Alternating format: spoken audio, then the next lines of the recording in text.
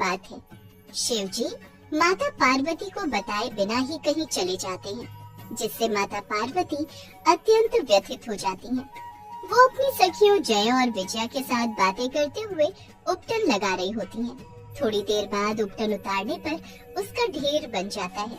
मैं इस ढेर से एक बालक बना देती हूँ जो सदैव मेरे साथ रहेगा, और उस उपटन से वो एक छोटे बालक का रूप बना देती हैं, जो अत्यंत सुंदर दिखाई देता है। कितने सुंदर हो तुम बालक, आज से तुम मेरे पुत्र बनोगे, मैं तुम्हारे अंदर प्राण डाल दूंगी। ये कहते हुए पार्वती उस उपटन से बने पुत्र को मंत्रोच्चारित करके जीवन दे देती है।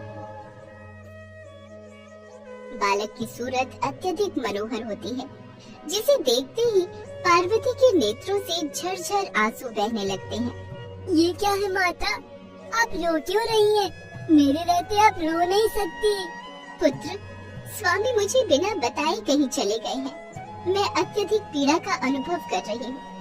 तुम मुझे छोड़कर कभी मत जाना। बस इतनी सी बात। माता आप चिंता ना करें, मैं सदैव आपकी परछाई बनकर रहूंगा। अब आप अपने आंसू पोंछ ले। पुत्र, मैं स्नान के लिए जा रही हूँ। ये ज्ञात रहे, जब तक मैं बाहर न आ जाऊँ, तब तक कोई अंदर प्रवेश न कर पाए। मेरे द्वारपाल बनकर मेरी रक्षा करोगे।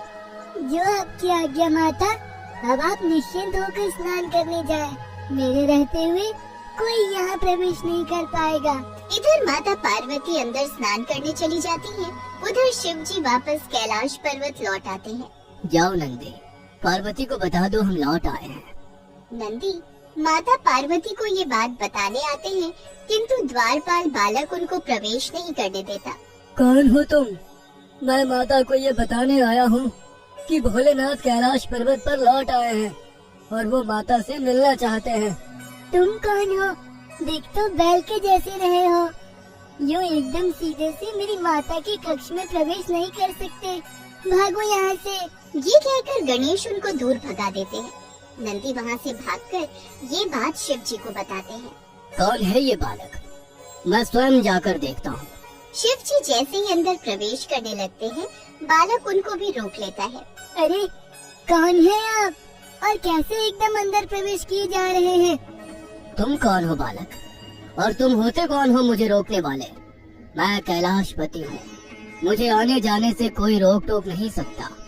आप कोई भी हो, आप अंदर प्रवेश नहीं कर सकते। ये मेरी माता का आदेश है। मैं अभी यहाँ का द्वारपाल हूँ। माता? कौन सी माता? तुम कौन हो?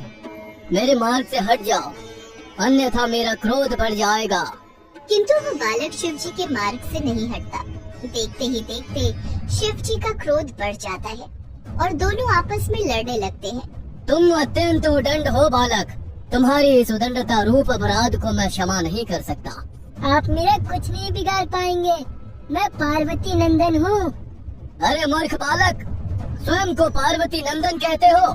दोनों के बीच युद्ध आरंभ हो जाता है, किंतु गणेश जी भी बड़ी सरलता से उनके वार को झेल लेते हैं, जिसे शिव जी के साथ साथ बाकी देवगण भी देखकर आश्चर्यचकित रह जाते हैं। वो अतिशीघ्र कैलाश पर्वत पहुंच जाते हैं, ताकि दोनों के बीच की लड़ाई को रोका जा सके। उधर पार्वती माता स्नान करने में ही व्यस्त होती हैं। ये तो कोई मायावी बालक प्रतीत हो रहा है, इस पर महादेव का वार भी नहीं पड़ रहा। बालक, तुम महादेव को मार्ग दे दो, ये उनका ही स्थल है। कैलाशपति है वो, और पार्वती पति भी। वो पार्वती पति होंगे, किंतु मैं तो पार्वती नंदन हूँ। मुझसे युद्ध करो या डर गए एक नन्हे बालक से? उदंड बालक, रुको अभी बताता हूँ। मेरे धैर्य की परीक्षा ली है तुमने। ये कहते हुए अत्यधिक क्रोध में शिव जी ने अपना त्रिशूल चला दिया और तुरंत उस बालक का सिर धड़ से अलग होकर नीचे गिर गया। सभी देवगण ये देख ही रहे होते हैं कि माता पार्वती तुरंत ही बाहर आ जाती हैं। गणेश की ऐसी अवस्था देखकर वो अपने क्रोधित रूप में आ जाती हैं। किसने मारा मेरे पुत्र को? किसने? ये तो कोई मायावी बालक प्रतीत हो रहा था। तुम्हारा पुत्र कैसे पार्वती? इसका निर्माण मैंने अपने उपटन से किया था। जिसने भी इसको मारा है उसे मेरे पुत्र को पुनः जीवित करना होगा, अन्यथा मेरे क्रोध से अब कोई नहीं बच पाएगा। वो आपका और मेरा पुत्र है।